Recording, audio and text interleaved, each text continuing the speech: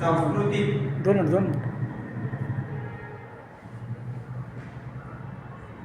महाराष्ट्राला संत परंपरा आणि वीरांची भूमी असे म्हटले जाते. संत परंपरामध्ये संत ज्ञानेश्वरांपासून संत रामदासापर्यंत अनेक संत होऊन गेले. त्यामध्ये वारकरी संप्रदाय हा प्रामुख्याने विचारात घेतला जातो. वारकरी संप्रदायामध्ये संत ज्ञानेश्वर यांचं कार्य अतुलनीय आहे. संत ज्ञानेश्वरांनी भगवद्गीतेवरती 11 अध्यायामध्ये ज्ञानेश्वरीवर भगवद्गीतेवरती ज्ञानेश्वरीच्या 11 अध्याय लिहिले. अशा प्रकारे ज्ञानेश्वरी जे असणार अजरामर काव्य त्यांनी आपल्या हातून लिहिलं. त्याचबरोबर असणार हरिपाठा जे अभंग, गवळणी, विरणी अशा प्रकारे त्यांचे साहित्य संपदा आहे. त्याच्यानंतर असणारा संत तुकाराम येतो. संत तुकारामाने असणारा भागवत मंदिराचा कळस झाले. अशा प्रकारे ज्ञानेश्वरांनी भागवत संप्रदायाचा पाया घातला असला तरी तुकारामाने संत वारकरी संप्रदायाचा कळस होण्याचं भाग्य हे संत तुकारामाला लाभलेले दिसून येते. अशा प्रकारे संत तुकारामाने हे आपलं जीवन कार्य सुरू केलं. संत परंपरा ही महाराष्ट्राच्या सामाजिक आणि सांस्कृतिक जीवनाला लाभलेली देणगी आहे. या संत परंपरेने वारकरी संप्रदायाच्या माध्यमातून 700हून अधिक वर्षे महाराष्ट्रावर अधिराज्य गाजवले. वारकरी संप्रदायाच्या माध्यमातून आध्यात्मिक व सामाजिक क्षेत्रात समता प्रस्थापित करण्याचा मान संत तुकारामांना जातो. अशा प्रकारे संत सकल जीवाचा उद्धार करणे हा संत काव्याचा असणारा उद्देश आहे. भक्तीतून मुक्ती अशा प्रकारे संत काव्याचा असणारा प्रयोजन आहे. अशा प्रकारे संत महंतांनी महाराष्ट्राचा आचार धर्म व तत्वज्ञान शब्दबद्ध करण्यासाठी वाङ्मयाची निर्मिती केली. त्यांची ग्रंथ निर्मिती त्यांच्या ठाई प्रतिमेच्या ठिकाणी दिसून येते. सामर्थ्याची साक्ष आपणाला दिसून येते. महाराष्ट्रातील संत परंपरेतील संत तुकाराम आणि समर्थ रामदास यांच्या सामाजिक चळवळीतून वाङ्मयीन आणि सामाजिक कार्य केले. तिथल्या समाजमानावर त्या स्पष्ट ठसा उमटलेलं दिसतं. ज्ञानदेवाने उभारलेल्या भागवत संप्रदायाच्या इमारतीवरील कळस होण्याचं भाग्य तुकारामांना लाभले. समाज प्रबोधन करणे, समाजाला क्रांतिकारी विचार करणे, विचार देणारे संत तुकाराम हे सद्गुरू ठरले. अशा प्रकारे संत मालिकेतील समाविष्ट होणारे परंतु स्वतःचा संप्रदाय निर्माण करणारे समर्थ रामदास 16व्या शतकातील समर्थांची शिकवण देणारे समर्थ कवी ठरतात. महाराष्ट्रातील तात्कालीन परिस्थिती व बदलता काळी याविषयी आपण उहापोह करणार आहोत. तुकारामांचे संपूर्ण नाव तुकाराम भोलोबा आंबिले अशा प्रकारे आहे. त्याचा जन्म देहू येथे 1598 शके 1520 मध्ये झाला. आई कनकाईच्या पोटी तुकारामाने जन्म घेतला. तुकाराम सावजी हा तुकारामांचा मोठा भाऊ, कान्होबा हा लहान भाऊ असे 2 भाऊ होते. वडील देऊचे महाजन. त्यांच्या घरात बरोबर विठ्ठल भक्ती चालत आलेली होती. तुकारामांची पहिली पत्नी रखुमाई नेहमी आजारी असायची. म्हणून आप्पाजी गोळवे या सावकाराची मुलगी जिजाई कृपा आवली तिच्याशी दुसरा विवाह करण्यात आला. अशा प्रकारे वयाच्या अवघ्या 17व्या वर्षापासून तुकारामांच्या जीवनात विविध संकटे कोसळू लागली.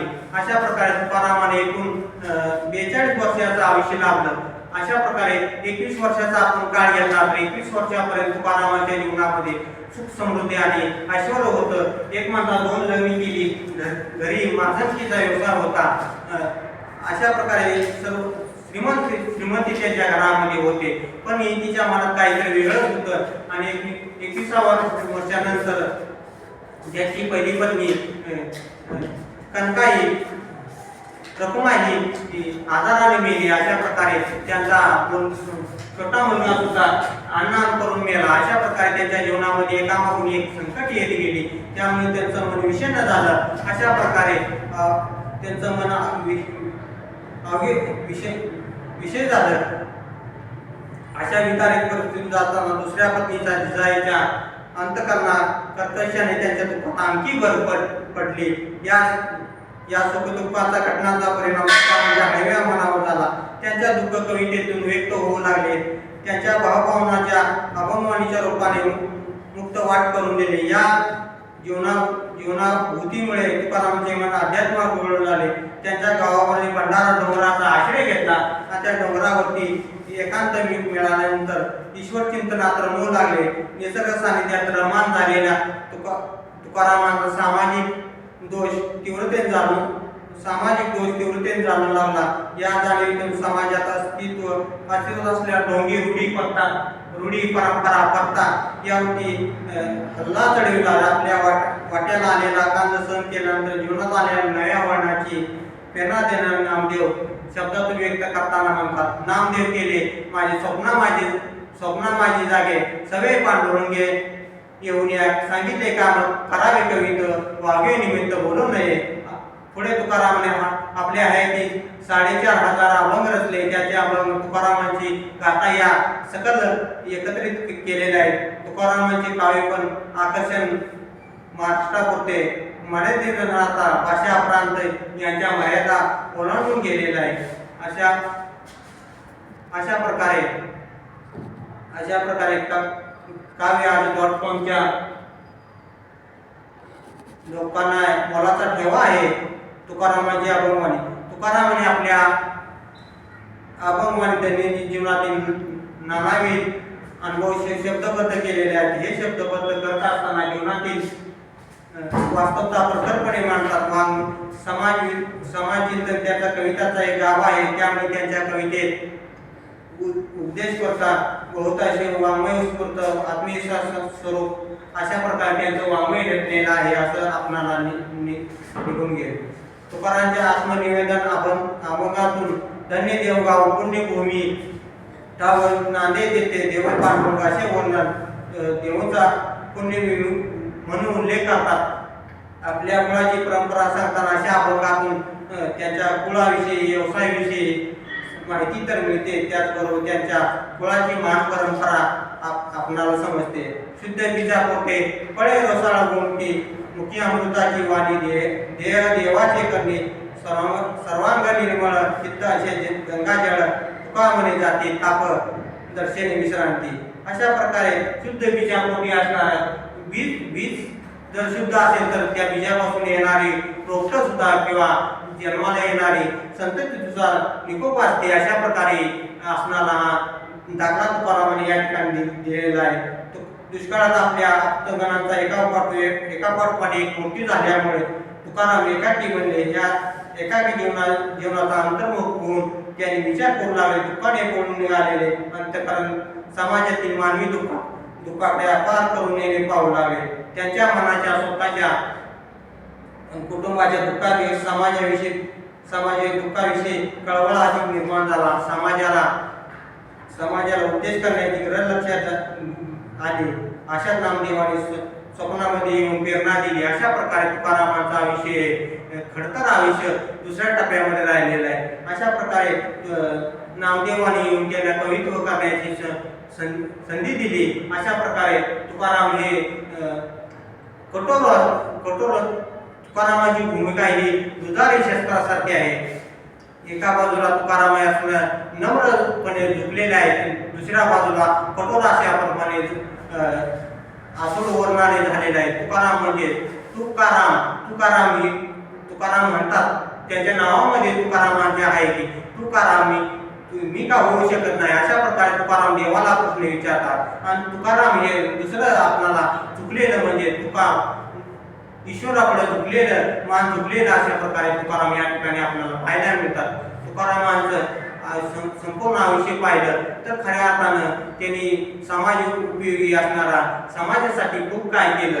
अशा प्रकारे समाजातील अज्ञान अंधश्रद्धा रूढी परंपरा यावरती कठोर प्रहार केले. अशा प्रकारे तुकारामांचं जीवन हे खऱ्या अर्थानं वाङ्मय संप्रदायामध्ये की अलौकिक आहे. अशा प्रकारे तुकारामाने आपल्या 4,500 अभंगामधून एक प्रकारे आपल्याला मानवी जीवनाला दिव्य संजीवनी दिलेली आहे असंच आपल्याला या ठिकाणी म्हणावं लागेल.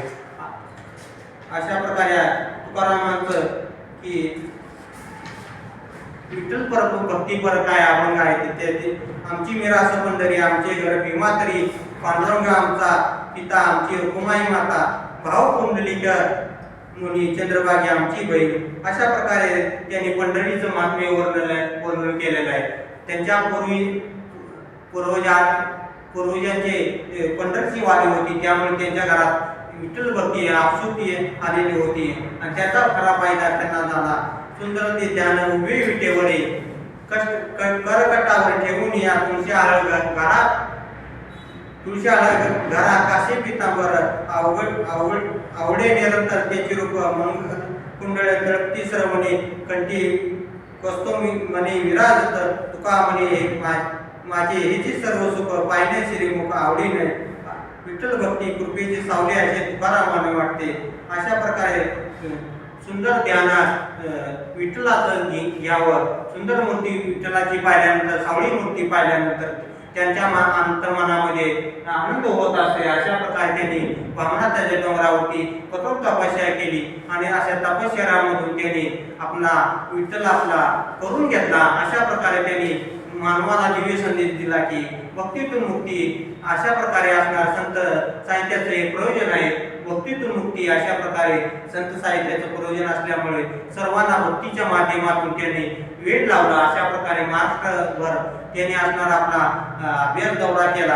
अशा प्रकारे महाराष्ट्रामध्ये खऱ्या अर्थाने संत तुकारामांची महती या ठिकाणी आपल्याला पाहता येईल. अशा प्रकारे त्यांनी धन सुद्धा जोडून उत्तम व्यवहारे उदास वेच करे उत्तमची गती तो पावेल उत्तम भोगील जीवाने. धनाच्या बाबतीत प्रत्येक माणसाला आपल्या पुरुषार्थ करण्याचा, धन संचय करण्याचा अधिकार आहे. अशा प्रकारे तुकारामाने आपल्या जीवनामध्ये सांगितलेले. अशा प्रकारे तुकारामाने एक अलौकिक असा महाराष्ट्राला संदेश दिलेला आहे. भक्तीच्या माध्यमातून त्यांनी माणसाला मुक्ती करण्याचा सोपा मार्ग या ठिकाणी सांगितलेला आहे. अशा प्रकारे मी या ठिकाणी थांबतो आणि पुढील आपण YouTube चॅनलमध्ये आपण नंतर भेटूया. जय हिंद.